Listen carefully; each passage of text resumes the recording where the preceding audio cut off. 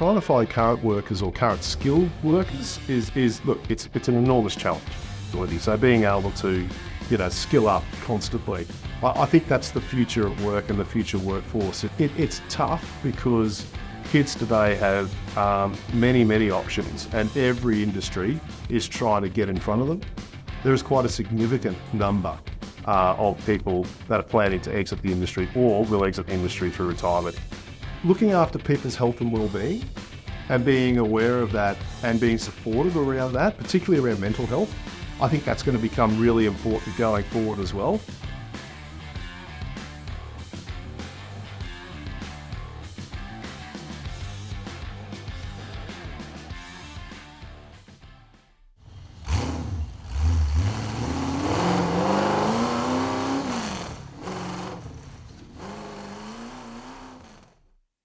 So welcome, Brad, to the show. Thanks very much for agreeing to be part of this chat about automotive staffing.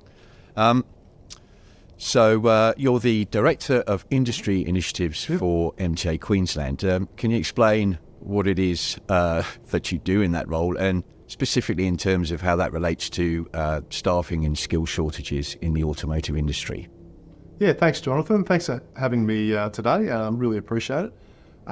Look, in terms of the role that I play at MTAQ, the Director of Industry Initiatives role is really about, trying to drive those workforce programs at MTAQ and the skills programs.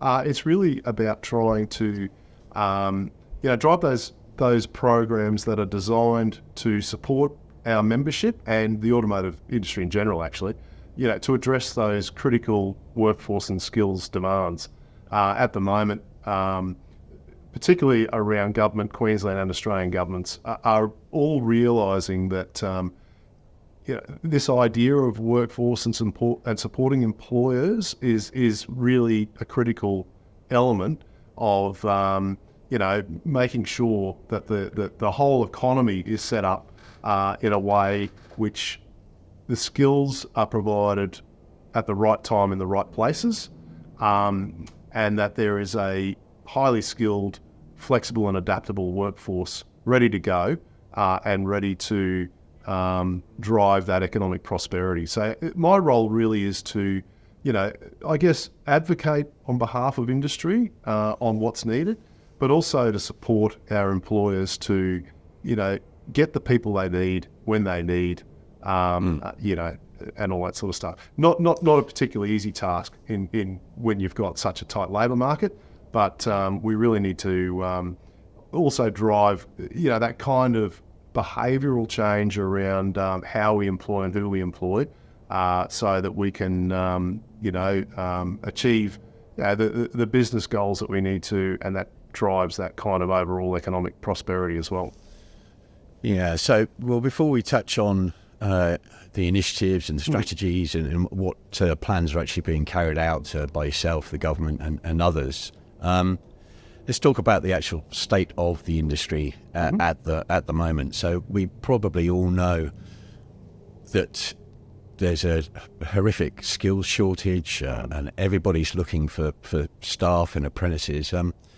An interesting stat from the Capricorn State of the Nation report in 2023, asking their members what, for example, biggest challenges running an automotive business. Number one answer, 51%, finding good staff. Another question, biggest challenges facing the automotive industry. Top two answers. First, lack of qualified staff, 61%. Second, attracting young people into industry, 45%. So quite arresting sort of numbers there. In your view, how bad are things? How bad is it? How in what sort of hole is the industry in terms of finding staff? Yeah, look, I think the observations, they're not observations, survey results and the data that the Queensland government and Australian government puts out, I think validates those findings. I've done some diving around in terms of the labour market data, and particularly looking at the trades and looking at the skilled labour in this industry. Look, there is projecting forwards with the growth in population and all that sort of thing across Queensland. This industry will grow just like most others, and it's growing at a quite a high rate. In fact, the Queensland government predicts, between now and 2025-26, we're looking at a 6.6% in terms of employment growth in automotive. That's substantial. I think the thing, though, in terms of that growth, which is important to understand, is that they are new roles or new jobs that are created. And there is also what's called replacement demand on top of that. So that is, replacement demand talks about the people leaving the industry. So they're people retiring or people that are leaving to go on to other jobs and that sort of thing. There is quite a significant number of people that are planning to exit the industry or will exit the industry through retirement, et cetera, as well. So that actually adds a little bit more pressure to what is already a fairly difficult situation. I'd also flag, Jonathan, that there is Australian government puts out data around vacancies as well. Now, they call it motor mechanic in terms of the ANSCO codes and that sort of thing. We call it automotive technicians, which I think is a much better term these days. But in terms of the Commonwealth, they're suggesting, or their data shows, that it has become significantly more difficult to find skilled labour, and the vacancy rates, which demonstrate that I'm looking for a worker and can't find it, have been increasing substantially since COVID, basically. So COVID was the great big disruptor in the economy, and what we thought was going to happen out of COVID is that this demand for labour would start to ease off as we got more overseas migration and that sort of thing. What we're seeing in the data is that the demand has not dropped off. In fact, it's increased even further, and doesn't show any signs of dropping off. And I think when we look at projecting forward, that growth in our population through interstate migration and through natural kind of birth rates and things like that, and overseas migration, is highlighting that the economy in terms of people is getting bigger, which means the demand for labour is not going to, in the short term at least, is not going to improve. So the situation's not getting any better at the moment. The positive, though, is that the industry is starting to respond. And when we look at the apprentice commencement data in particular, and the in-training, which means all the apprentices that are currently being trained, there has been significant growth since post-COVID. So right. It seems to me that employers are doing what they can, but the problem is that only, like putting on apprentices is only part of a solution, because it still takes 4 years to train an apprentice. So it doesn't fix the problem now, but it's good to see that employers have responded by looking, at the longer term future and saying, yes, we do need to do something about this. We need to put on apprentices. Yeah.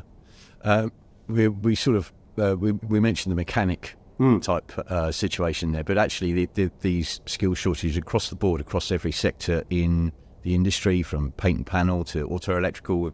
Is that fair? Oh, absolutely. Like I think the issue is with this industry and others is that when the Australian government aggregate data, they're doing it at a much higher level. But certainly we see exactly the same situation with our paint and panel trades, at exactly the same situation. You can see some of the trades in the data, but not all of the trades. That's the reality. Motor mechanics or auto technician is the one that's most prominent.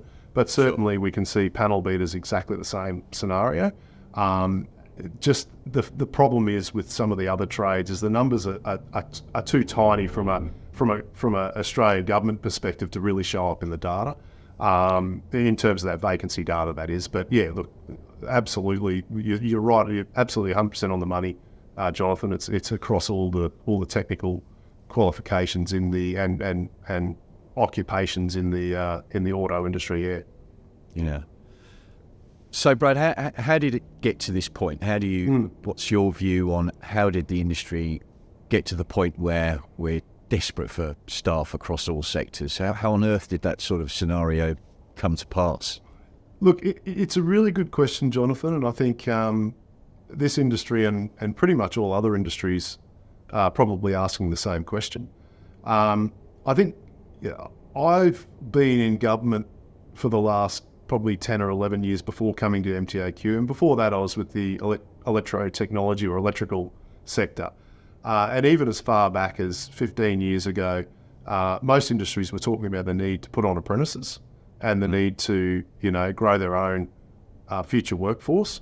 And I think the reality is that most industries probably haven't done it as effectively as perhaps they should have. But there's also been, like I said, the major disruptors, and the problem is, like, it's easy to say, oh, you should have put on more apprentices and that sort of thing. But the reality is that apprentices are employed when a business can afford to employ an apprentice, and when they see that there's a benefit to doing that. We saw in government that apprenticeships commencements generally follow, the ASX. And when the economy's going well, there's more apprentices. When the economy drops off, there's less apprentices. It's as simple as that. And regardless of the trade, the experience is pretty much the same. I think I'd also add that this industry, whilst it has a critical skills shortage, and I think it's probably one of the industries that is experiencing really deep skills shortages. There are other industries such as community services and health, for instance, which are really, really struggling and have a much bigger kind of workforce that they're trying to fill as well. So we're not on our own, but how did we get here? I think it's a combination of factors, and don't discount the impact that those global events like COVID have had in terms of labour market demand and supply, because they are incredibly, incredibly difficult events that do drive, major changes to economies and workforces. So yeah, look, it's a combination of things, Jonathan. So look, automotive businesses, they're finding it very hard to find staff. We know that, but so what should they be doing? How do they fill those gaps? What sort of things should a small independent mechanical workshop be doing to bolster their workforce? Yeah, look, we would always kind of recommend diving into the apprenticeship system and engaging in the apprenticeship system for future skills. Trying to find current workers or current skilled workers is it's an enormous challenge.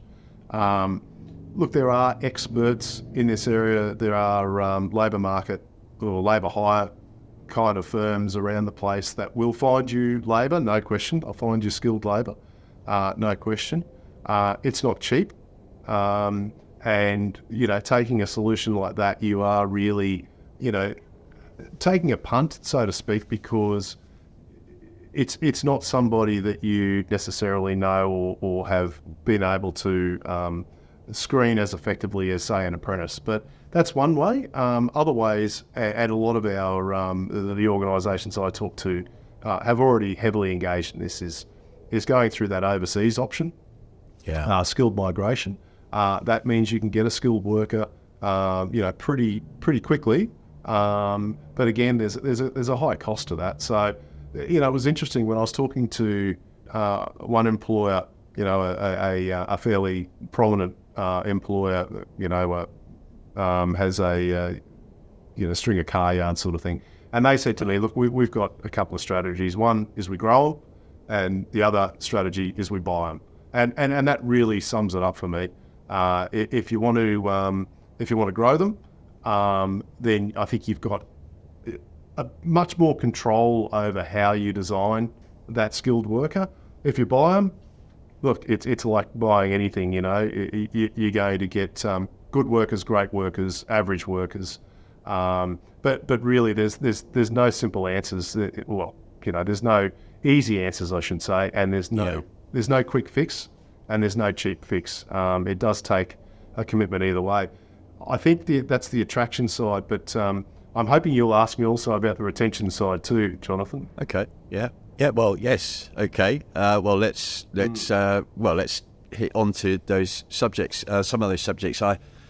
What sort of programs do you have in place, or are you pushing out initiatives to A, get staff in, B, get the apprentices through the apprenticeship, and then keep them with the business, and keep already qualified staff within that business? I mean, are there strategies that cover up all that range that you're sort of introducing, or?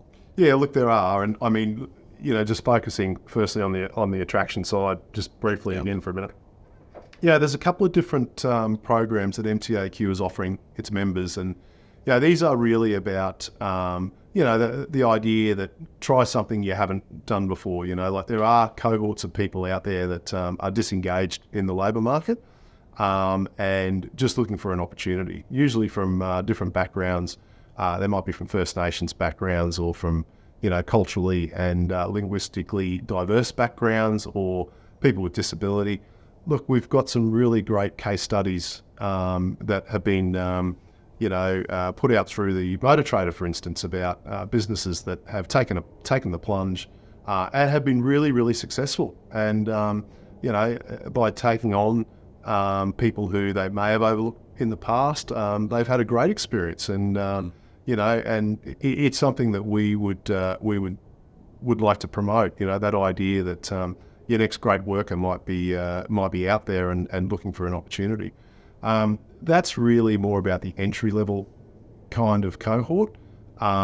We also are running programs in that school to work space, and really trying to drive those connections between the employers that want to engage with the schools and want to develop that long-term pipeline of new entrants with the kids that really want to join our industry.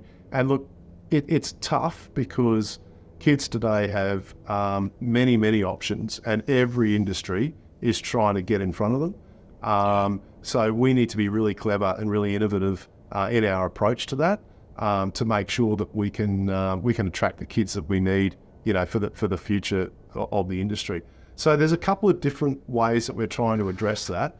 We've got boots on the ground, so to speak, to support employers when we get people into those workplaces. If they need some advice, there's great experience here at MTAQ, through the different services and member services, and the IR advisors. We've got plenty of people here in this organisation that members can reach out to and say, look, I need a hand. Look, we can't resolve every problem.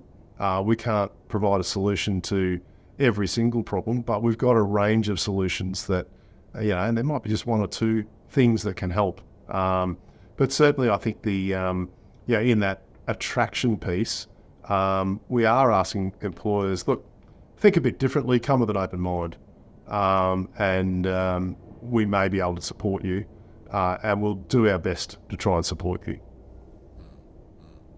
So just on that attraction of young people, do you think that the high-tech nature of the industry as it's evolved, although it's obviously is still a lot about oil and changing brake pads and all that, and that will always be, but it's the technology side of things, the computer side of things, it's diagnostics, that sort of stuff. It's much more high-tech definitely than it ever has been, isn't it? And the roles in a decade or so will be there'll be more and very different to what we see today. Computer technicians and programmers, they'll all be sort of automotive industry specialists as well, but would they not? I mean, do you think that may hold an attraction for young people? Oh, most definitely. I think the types of kids that this industry is probably needing to include in its pipeline are the problem solvers. When I was back in government, we were involved in research around the future of work, and the future of work really did tap into the types of skills that employers will need into the future. Really good communication skills, that's going to be essential. Really good problem-solving skills, resilience. So, understanding that, and adaptability too, resilience and adaptability. So being able to, skill up constantly. I think that's the future of work and the future workforce. It's one that needs to, you'll get your apprenticeship or your grounding, but you'll never stop learning, and you'll never stop evolving. But yeah, look, I think the problem-solving skills are the ones which are probably going to be more essential.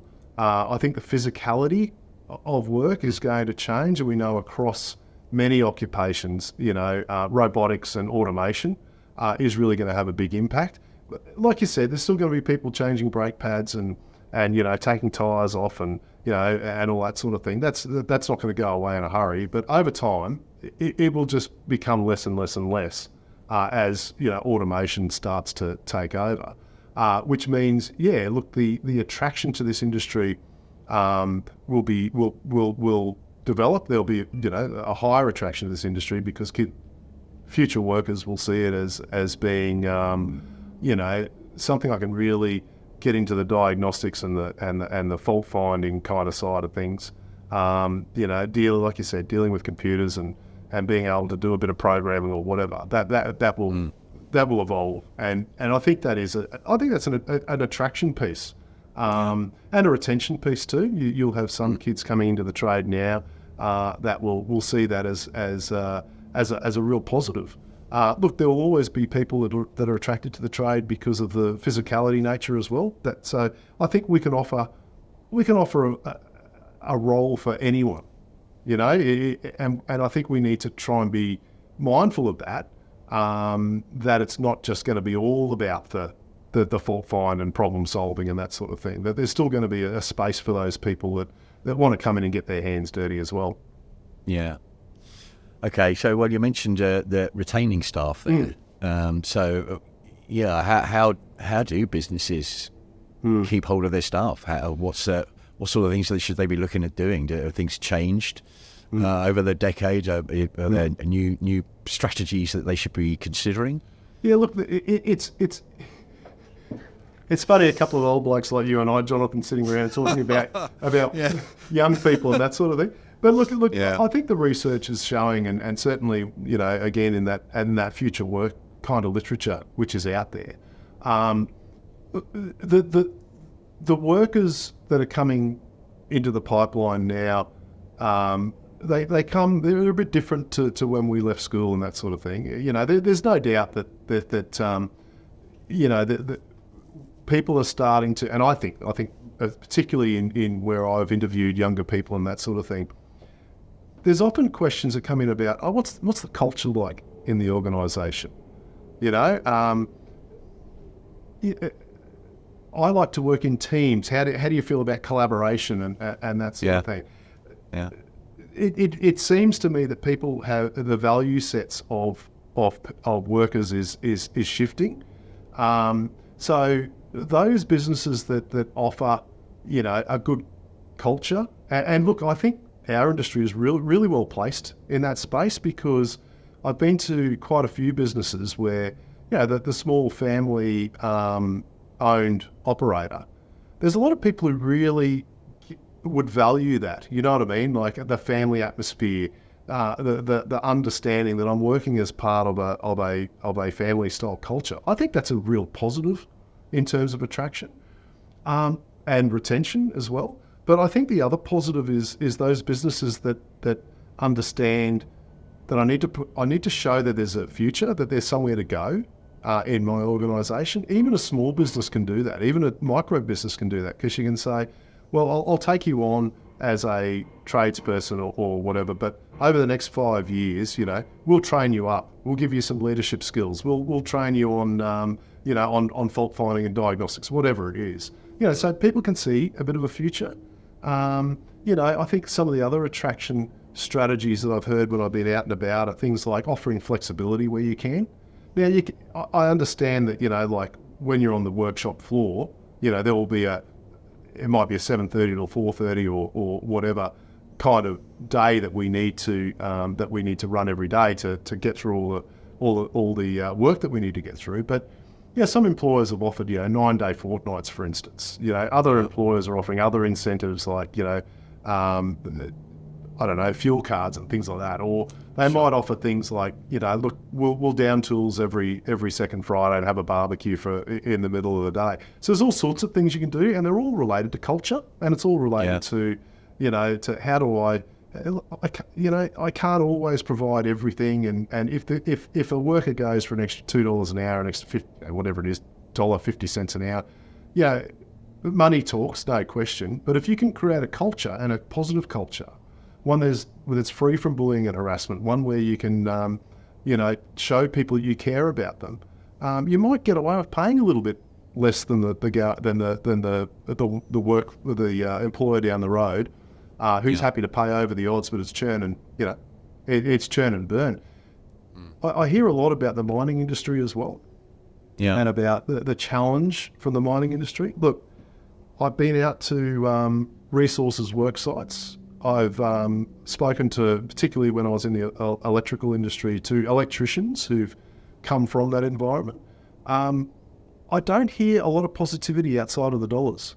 I hear about the fact that, I might have 7 days off, but there's a day travelling from the mine back to home, and then there's a day travelling from home back to the mine. So I lost 2 days out of that 7, I get home for the first 3 days, I'm absolutely exhausted. So the mines pay over the odds because they have to pay over the odds, because if you didn't, no one would work there. So I think when I have conversations with employers, I say, think about what you could, think about your culture and the value set, because a lot of, particularly our younger people, are really looking for, to tick those boxes as opposed to just money. And like I said, I think that approach to lifelong learning, and if you support people in terms of a journey to develop new skills and that sort of thing, I think that will place you in a fairly positive light. Look, it may not keep every worker that you want to keep, but I think it's worth a crack, because you might find that people respond really positively to that. Yeah, interesting. Okay. Oh, sorry, I might make one last point. Sorry, Jonathan. And also that well-being piece. And I'm really disappointed I missed that in that last kind of download. But, looking after people's health and well-being, and being aware of that and being supportive around that, particularly around mental health, I think that's going to become really important going forward as well. Are you okay? Checking in, consistently, and making sure people feel that they're supported. I reckon that's going to be really important, particularly as we hear, younger people as well are looking for that environment too. So it is about that cultural piece, I think. And that sort of works when we were talking earlier about the sort of diversity angle as well. Absolutely. So yes, you've got to make it appeal in that sense, this social aspect for young people, but also for, if you take on a disabled worker or you're culturally diverse worker, all those things, that sort of, you got to sort of umbrella it, right? This social well-being aspect to cover all those aspects. Yeah, I believe. Yes, absolutely. I think you're 100% right. I think, look, the thing about this space too is that there's lots of resources out there for employers to tap into. That, and I think it's good if workers also understand that what it means to have, like a person from a First Nations background or a person with a disability, in their workplace, because it opens their eyes up to, how those people think and interact with others and some of the challenges they face. And if people are aware of that, even like I said, even if it's just an awareness, I think it's helpful. We know from some of the experiences we've had in placing people, particularly we've got a couple of cases of people with disability, and we know that the employers that have taken them on have just been absolutely over the moon with their commitment to the role and their and their ownership of the work, because they've been given a chance. They've been given an opportunity. So, and we've got some great outcomes, up around Townsville with employers engaging with First Nations communities, and just by providing the opportunity, these kids are really committed and really happy to be in that workplace, and it doesn't take much. And like I said, even if that employers just tap into those free resources that are out there that government are providing, that that give a bit of a half-hour snapshot on how it all works. You come away better informed, and if you're better informed, you're better placed. Yeah. Excellent. Yeah. Okay, so let's cast our minds forward then. Let's say that over the next decade, these initiatives work. Yep. That industry embraces these employing people outside of the traditional sort of workforce. Where do you? I think you're crystal ball gazing here. What do you think a business looks like in 10 years? A new skill set, lots of a diverse workforce. I guess we hope that that's the case. Yeah, look, I think I think the workforce needs to look like the community. Yeah. And when you look at the community is evolving and changing and diversifying.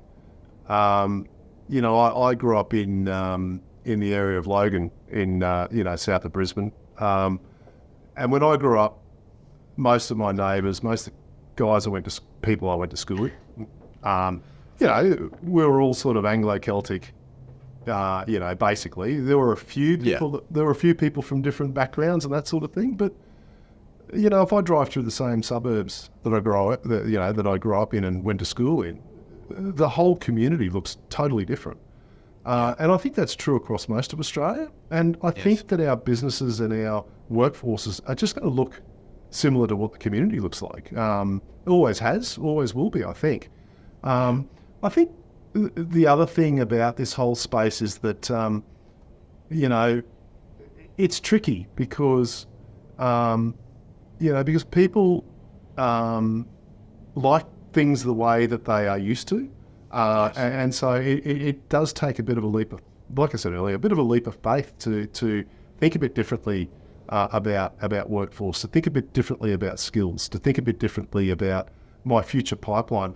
And that's why we're sort of also trying to encourage that idea of developing a workforce plan, because a workforce plan unpacks a lot of that and says, if I've got 3 technicians now and I want to keep them, what are some things I can do to keep them? If I've got 3 technicians and I want to have 4 in 3 years' time, what do I do to grow that 4th? Or do I import that 4th? Do I buy that 4th, through skilled migration or something else? So by developing a plan, you also link that plan to where you want your business to be in 3 to 5 years. So you might be a business owner at the moment that says, realistically, I want to sort of ramp up and I want to, open up, 2 more shops or whatever. Then your business plan needs to be supported by a workforce plan. And your workforce plan is really how you're going to get the skilled labour and semi-skilled labour and unskilled labour to make that a reality. And where is the supply of labour coming from? So even tapping into, not just the apprenticeship system, but the traineeship system. You might need office staff as well. So where am I going to find them? So it's about your whole workforce and about understanding where do I find them? If I lose them, where do I get a new one? And how big or small does my business need to be, for me to achieve the goals that I'm seeking to achieve? So I think it's an integrated strategy that, and those business goals should reflect where you want to be as an individual too, and where you want, there's a focus also on you, your family, on your lifestyle. I mean, some employers might say, over the next 3 to 5 years, I only want to go into the office once a week.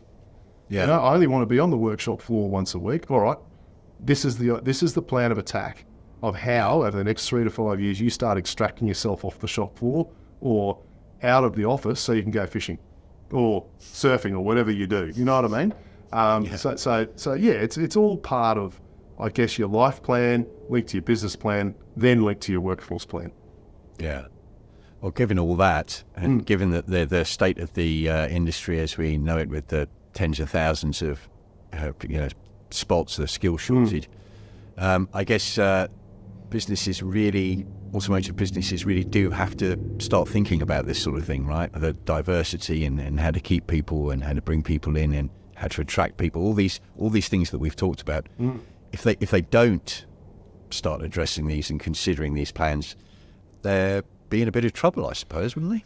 Yeah, and I think linked to the business planning also has to be linked to, what's happening in markets and what's happening in technology and that sort of thing. So obviously the other thing that we're talking quite a lot about in MTAQ at the moment is also, the impact that that electric vehicles are going to have in this space as well. So technology is also going to be a big factor. So once again, your business planning needs to incorporate all of that. Look, I think if you're planning for your future and you're at least thinking about it and you're working through where you think you want to be in 5 years' time, I think you're going to be a long way ahead of most others. Sorry, I shouldn't say most others, but you're going to be well ahead of others. So, I think the businesses that don't have this thinking and questioning in their own mind are the ones that probably, they might struggle a little bit.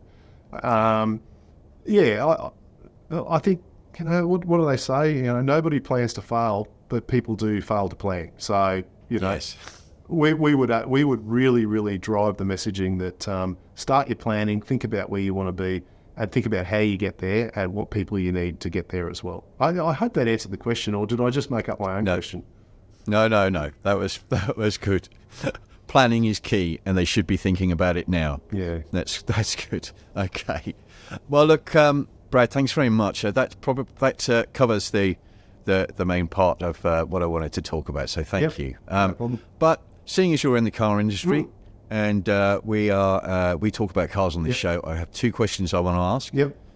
Firstly, what car do you drive? What is your daily driver? My daily driver. And additionally to that, if you have a classic car or something hiding in a garage somewhere, tell us about that too. Okay, no classic cars hiding in the garage. Right. The car I drive every day at the moment is a Mitsubishi Pajero Sport. Nice. Yeah, my wife and I made a decision probably about 5 years ago that we wanted to get off road from time to time. We wanted to particularly drive on the beach, go bush from time to time. So that's why we chose the 4-wheel drive. I love it. I absolutely love getting out and about and particularly on the beach. That's my favourite bit. Finding a beach and driving up it and finding a great place to stop and all that sort of stuff. So that's it. That's the current driver. No classic cars, unfortunately. My first car, my 1984 Escort. If I had kept that would have been my classic car in the garage. And nice. Unfortunately, it broke after I absolutely thrashed it for about 8 years when I was a young man. So yeah. Mate, it's got to be done, right? Got to be done. Absolutely. Excellent. Okay, well, last question then. If money were no object, what car would you have? That's a tough one. I mean, could I buy two cars if money was no object? Yeah, go on then. All right, let's really fill out the fantasy. Look, I've always been a big Porsche lover. I've always wanted to own a Porsche. So a later model Porsche would be absolutely ideal. Something that went super fast. I'm not up to date with what the models are these days. Okay. But a nice German made. Beautifully mechanically, like a Porsche would be perfect. My second choice would obviously be I rode in the boss's Toyota Land Cruiser up to Rocky recently, and it was an absolutely beautiful drive. So a V8 Cruiser would be option number 2 as well. Something I could take on the beach, but goes pretty quick on the highway as well. Excellent. All right, excellent choices. Right. Brad, well, thank you very, very much for being on the show, and I really appreciate you giving us your insights into what is a really important issue for the industry. So thank you very much indeed. Yeah, thank you for having me. Really enjoyed it. Thanks, Jonathan. No problem. All right. Cheers. See you again. Thank you. Bye.